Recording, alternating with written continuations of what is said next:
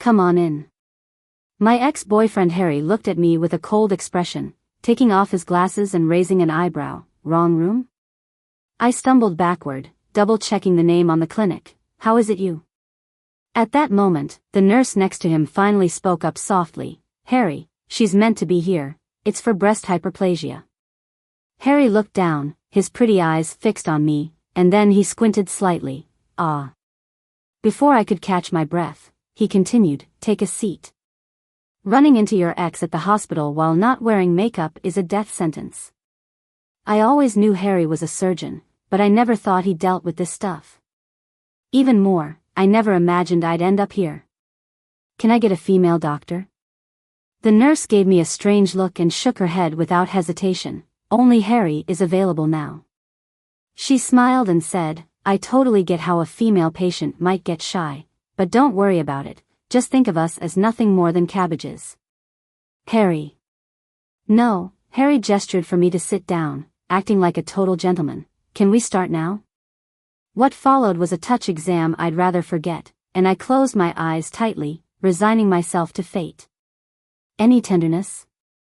He asked, his tone as flat as a pancake. My eyelashes were trembling like crazy, my expression twisted. Yes. He paused for a second, then asked, any history of childbirth? I blushed scarlet, my lips twitching. Aren't you supposed to know? He might have laughed, or maybe he didn't. It was so brief it felt like a mirage. 3 months, Diana. We haven't seen each other in 3 months, how would I know? He said it like it was the most obvious thing ever.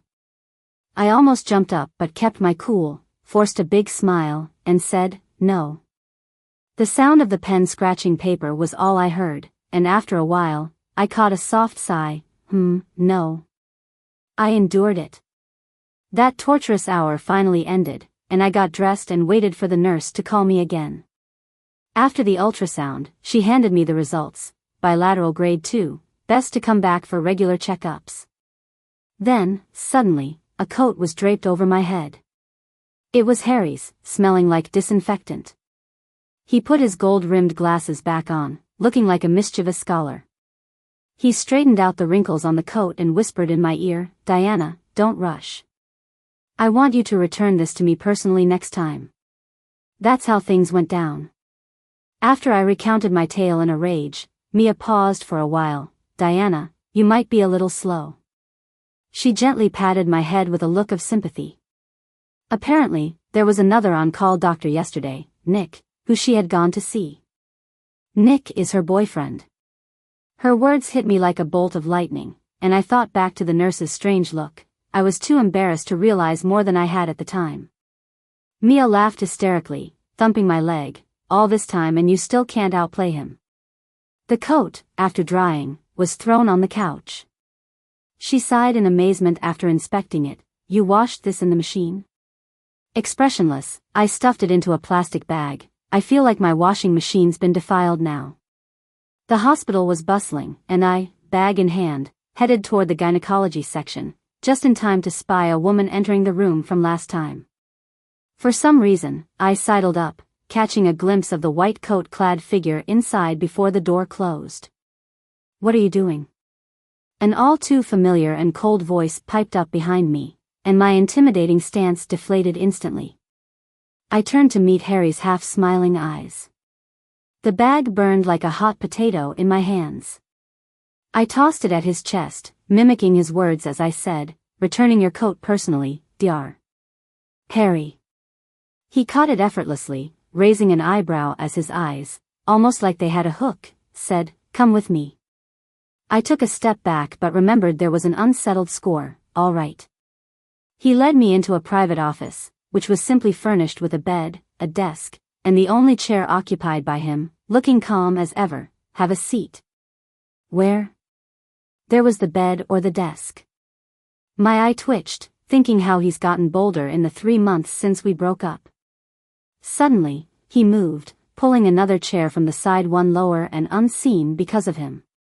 I twitched my mouth. Thanks. Before I could grab it, he pushed it away. Leaning his head back, exposing the faint blue veins in his pale neck, he spoke words that made my jaw clench. Diana, Did you want to? He gestured at the bed. Sit there? Nonsense. There was nowhere else. He went on, not that it's impossible, you always liked messing things up. Panicking, I grabbed the chair and sat. Shut up. Then it was my turn to look up at him. He looked down obligingly. Finally able to hold him accountable, I launched into a rant, quick like a machine gun. There was another on-call doctor yesterday besides you, Harry. I'm asking you, where was he? Had a patient. He seemed slightly regretful, so I took care of you. I'd believe him if I'd lost my mind. I chuckled coldly. Go on, keep spinning your tales. Harry took a different route. He admitted it plainly. Yeah, I made it up. Through the lenses of his glasses, my reflection was in his eyes as he chuckled lowly. Diana, I had selfish reasons. Does he want to get back together? Mia asked directly. Did you say yes? I averted my gaze. No. She sighed deeply, like I was water about to be spilled. I knew this day would come. Your breakup was just too ridiculous. The reason for our breakup is a bit embarrassing to admit. I thought he was too aloof and unapproachable. Even I, his girlfriend, felt that way. He thought I was too forward and he couldn't handle it. Can't blame me, really. Back then, Harry was the gentleman scholar, the cold male god, a walking block of ice. I had to time it perfectly just to hold his hand, striking fast to succeed. But whose boyfriend acts like that? Before dating, it felt like a challenge. After dating, it was just dull. After another failed hand-holding attempt, he glanced at me and frowned. Diana, later, okay? I lost it and snapped. Are you even treating me like your girlfriend? Thankfully, the mall wasn't too crowded then. Besides him, no one saw me burst into tears. Can't hold hands, can't see abs. I don't want a boyfriend like that. I couldn't clearly see Harry's expression back then. Cried so hard my makeup was a mess. I just remember the tissues he handed me in his cold voice. Diana, stop crying. Who wouldn't break down? I cried even harder and broke up with him on the spot. Looking back, Mia said with a meaningful expression, Harry's appearance should show it, but there must be another reason he won't hold hands. It took me a while to figure out what she meant. My phone suddenly beeped. I looked down and it felt like a blessing from the sky. Someone responded to the roommate ad. The two-bedroom apartment had been missing a roommate, but Mia and her boyfriend had a place, and I couldn't handle the rent alone. She leaned over to peek. Is it a guy or a girl? That wasn't mentioned. I checked the message. It was from a newly registered account saying they wanted to check out the place. When? The doorbell rang. I stared at the two words on the screen, today. I peeked through the peephole and saw a familiar face. Outside the hospital, Harry had taken off his white coat and put on a jacket, smiling warmly. Diana, I'm here to interview as your roommate. I grimaced. So it's you. Mia heard his voice and ran off. Something just came up. You two chat. The door shut with a snap, and Harry walked in naturally, politely asking, May I sit? I offered a forced smile. You're already in, aren't you? But I didn't want a male roommate. I made my stance clear on his intentions. You can recognize your own gender, right? Rent split 70-30. Harry was unfazed and calmly offered, You 30, I 70.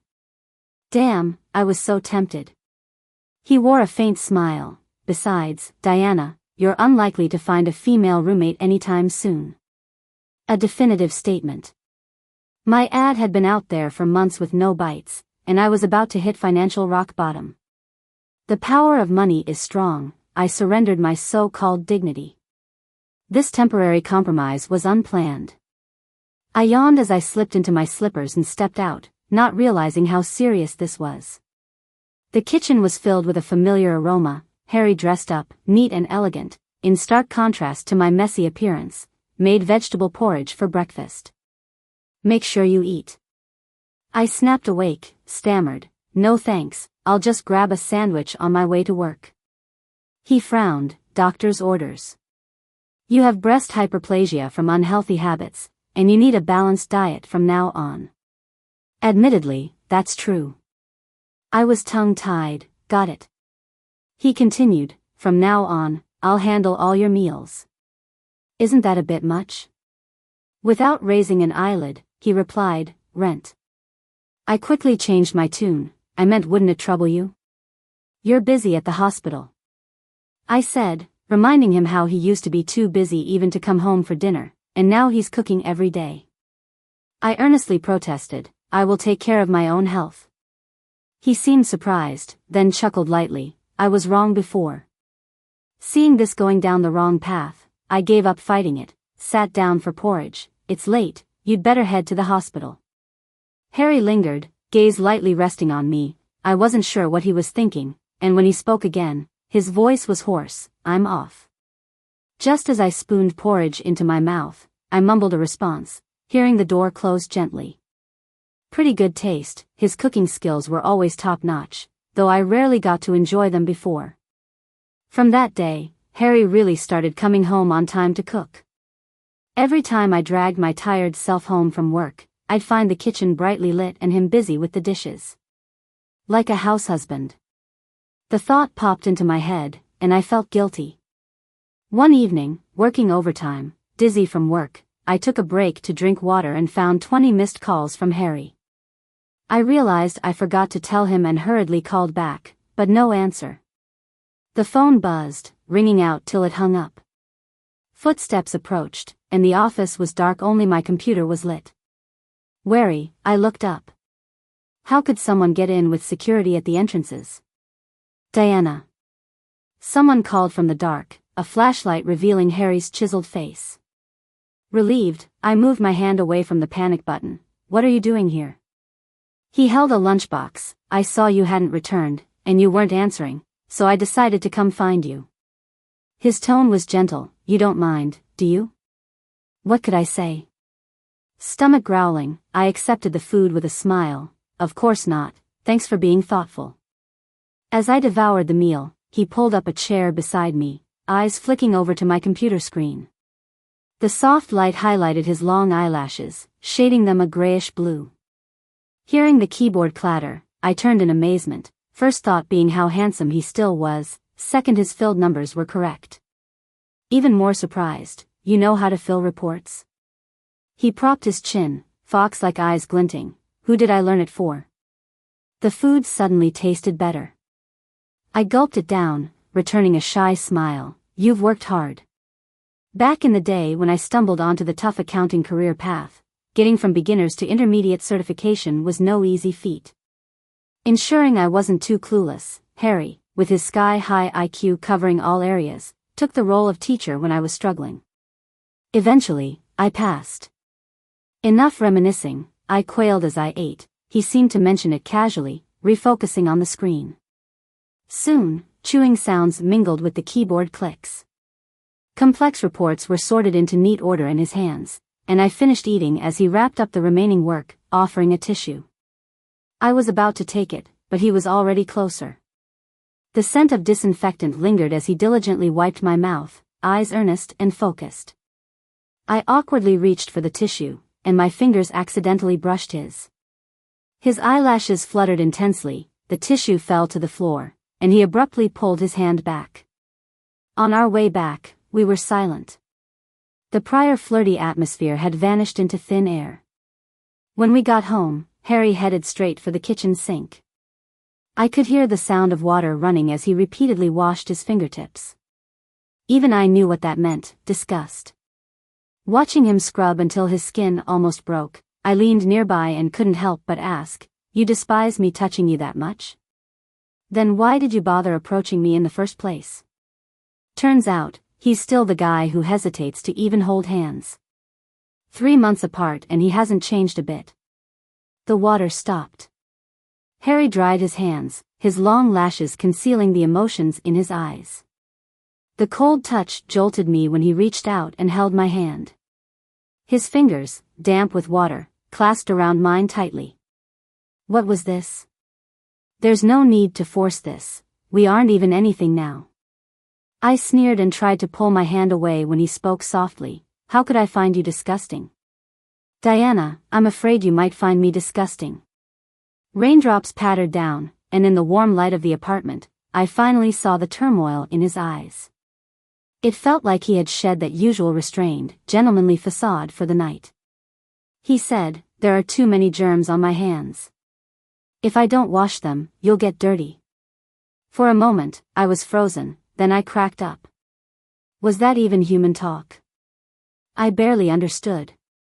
Recalling all the times he dodged hand-holding before, I struggled to wrap my mind around the concept of a germaphobe.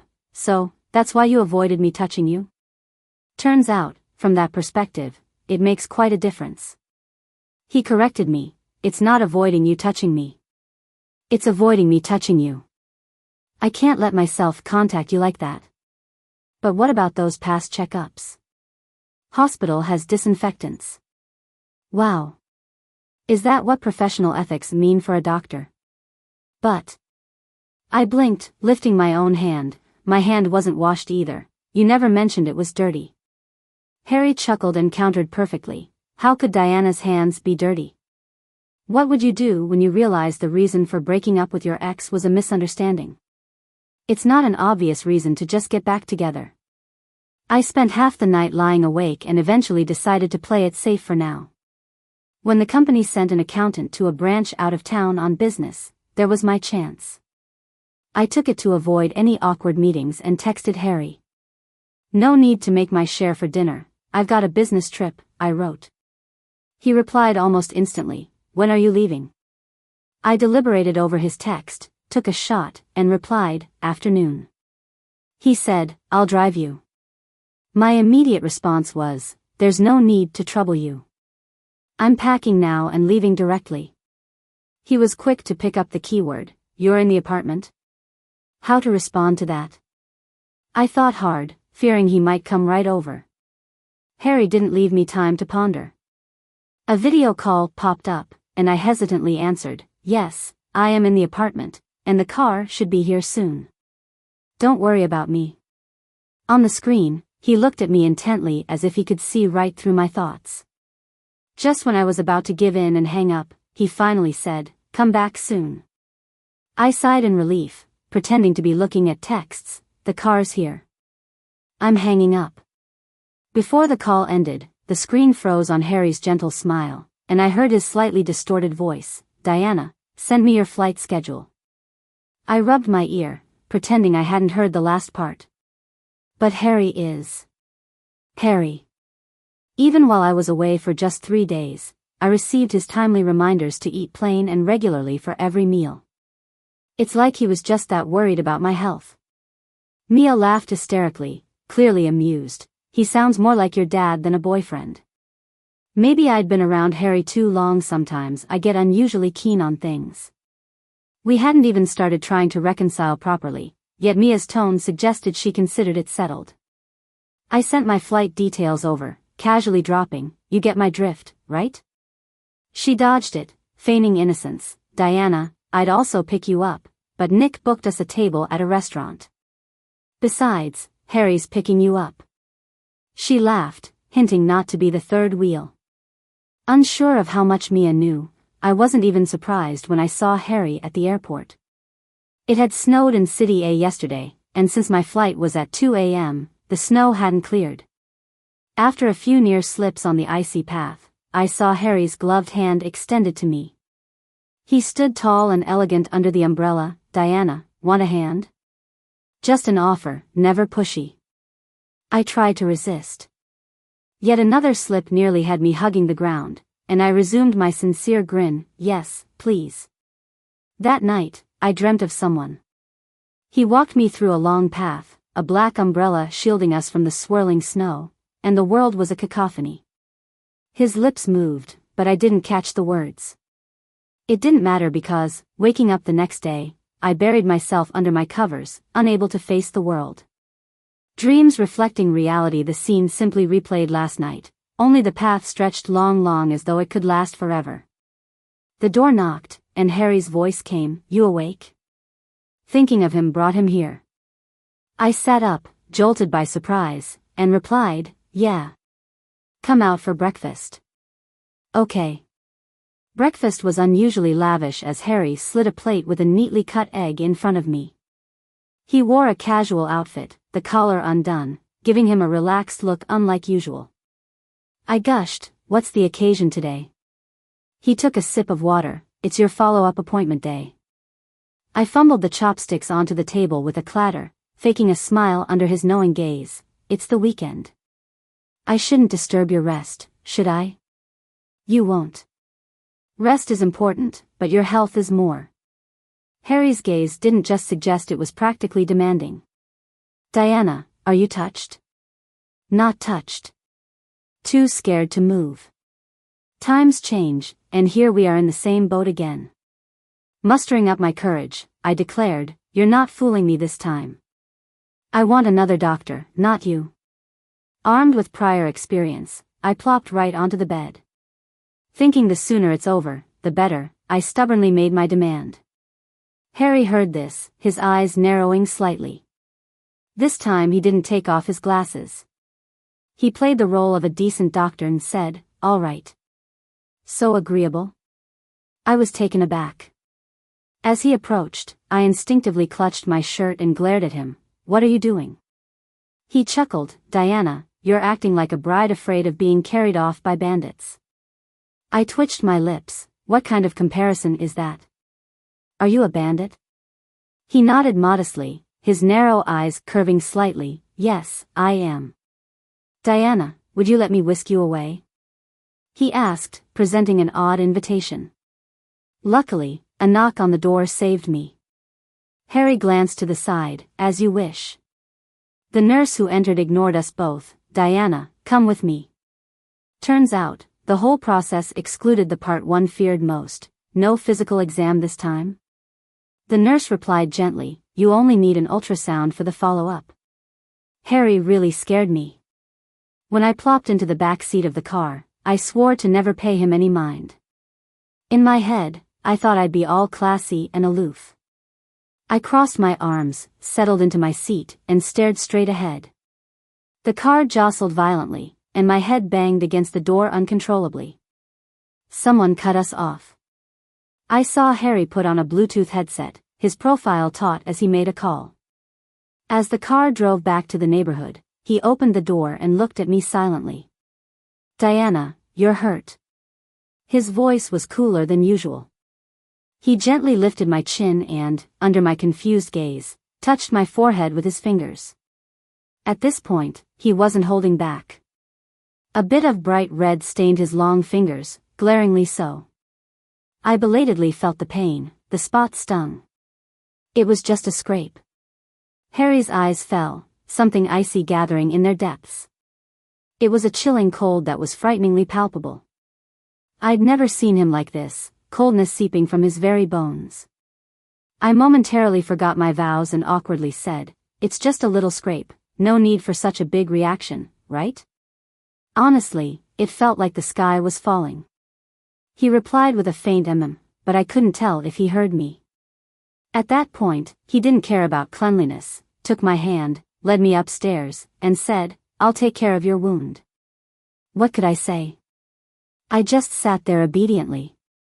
It was just a small patch on my forehead, yet he was so focused, applying ointment ever so slowly. After a slight sting, he wrapped it in gauze. I was astounded. I thought a band-aid would do. Then, he wrapped a clear shower cap around my head. "Wear this when you shower."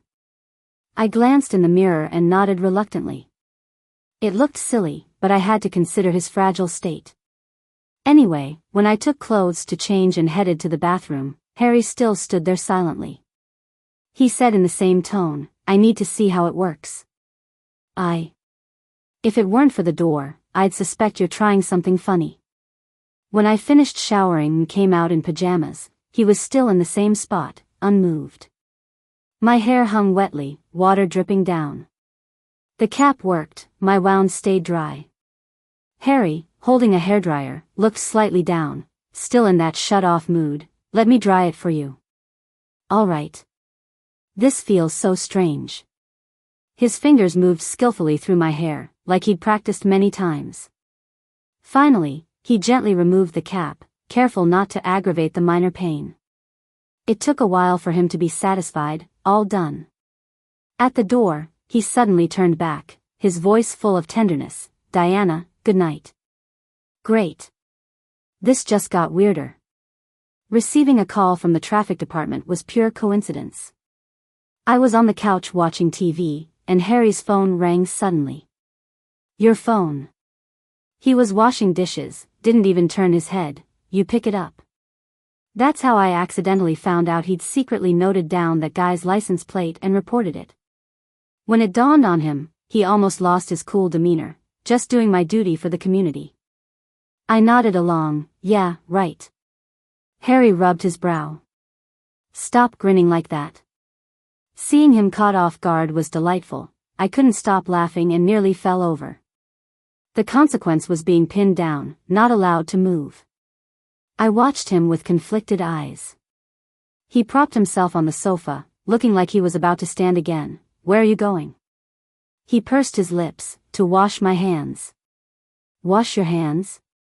"If I remember correctly, you weren't like this yesterday." I exposed him. An ever-changing man. Harry paused, rolled up the sleeve of his sweater, revealing his pale wrist, and nodded. "Diana, I'm afraid you'll get hurt."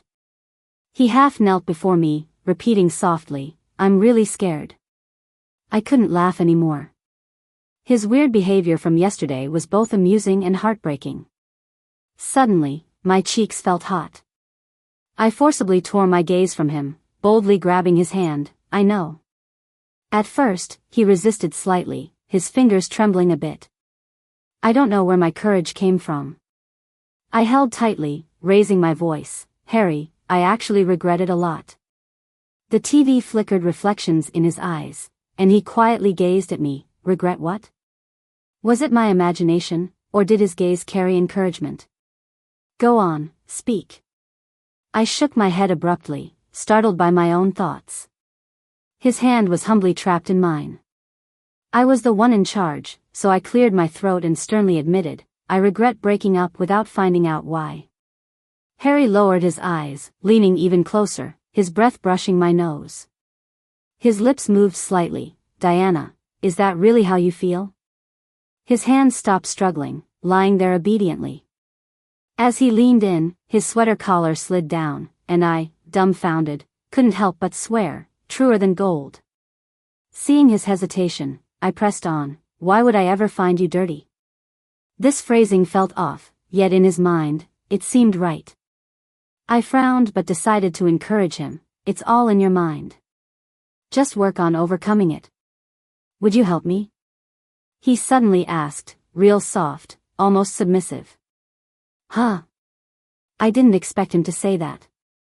Our clasped hands got a bit clammy, and he seemed like he was about to let go. So I swallowed my suggestion to see a therapist, of course. Harry's changed. If before he was a shy little lamb that wouldn't hold hands due to some mental block, now he's a full-on affectionate, playful big bad wolf. "Diana." He reached out a long hand. I awkwardly took it. He called it desensitization therapy. All because I was entranced that night. This weekend I had off, but he had a shift. Just when I thought I could have some time to myself, he called out, "Diana, you'll keep me company, right?" The tenderness in his voice made it hard to say no. I found myself in his private office again. To my surprise, Harry started changing clothes right in front of me. Couldn't let the opportunity pass. I snuck a peek or two. Wow, 8-pack. He didn't disappoint. Am I looking good? I looked up and met his teasing eyes. Covering my face, I replied, "Of course, you look great." His skin's got that pale shade from spending so much time in the hospital, yet he's got that physique. I couldn't help asking, "How'd you get like that?" Harry paused, uncharacteristically flustered for a moment, then said, "Just naturally gifted." Then he went off to work like nothing happened. The back view seemed a bit like he was fleeing. Later, someone knocked on the door. I straightened up, feeling weirdly embarrassed, like I was in some scandalous situation. "Come in." Turned out to be a nurse. "Diana," she greeted kindly, calling me by my first name. It clicked then, she was the nurse from my first checkup. She seemed surprised, but then like she expected it. She dropped a medical file on the desk. Curious, I asked, how did you know my name? She gave me a strange look, just like before. You're Harry's girlfriend, everyone knows. Everyone knows? I felt like I stumbled onto one of Harry's secrets. The nurse didn't disappoint, spilling all the tea. Harry's got your photo on his desk. We all know he's got a pretty girlfriend. Feigning surprise, I teased, what photo? He never told me about that. She glanced at the desk, pointing, used to be there. Why's it gone today? Stifling a laugh, I said, maybe he's shy and put it away. She didn't think much of it and left. Harry didn't have a clue and took me straight to dinner after work. To a herbal cuisine place. Nicely decorated, but the place was empty. When he came over with flowers, looking all charming, I kind of expected it. Huge fireworks lit up the sky outside. Harry, with a warm smile, handed me the bouquet. Diana, I love you. And about the ring? Dinner went on for ages, the night sky filled with stars, winking as they witnessed him leading me to the car. The car was cozy and warm, making me drowsy. I woke up back in the apartment. Harry hugged me tight, and there was a ring on my finger. Diana, you're mine now. Harry's epilogue. Diana complimented my abs, made me feel all fluttery inside, but I had to play it cool. She asked how I did it. I said it was natural talent with a straight face. Really, I destroyed the evidence my gym card. No one will ever know what I did during those 3 months after our breakup. Not holding hands or showing abs. No thanks. Her words stung. But Diana cried so pitifully, and it was my fault I couldn't do either thing. We broke up. I missed her, like, really missed her. Got a gym card and started going back and forth between the hospital and gym. And then, I saw her again in the breast surgery department. I was covering for her doctor. No one else should be examining her. She was still so cute, couldn't resist teasing her. Loved watching her cheeks turn redder. I think I kinda turned into a weirdo over these 3 months. The nurse knew she was my beautiful girlfriend and complied, saying only Harry could come. My gym efforts paid off, wanted her back. Got her to room with me as pseudo-roommates, which was basically cohabiting. Won her over by cooking for her. Caught up on things I couldn't do when work was crazy. She was so sweet. Feeling vulnerable as she insisted on holding my hand, seeing the emotion in her eyes. Desensitization therapy working. Now I can hold her whenever, making sure everyone knows she's mine. Finally, revealing my abs to her with bashful pride. Diana liked them for sure. The result was sweet, the journey didn't matter. Tossed the gym card, slid back into dashing, nerdy Harry with my glasses on. It'll be my little secret forever. I'm satisfied.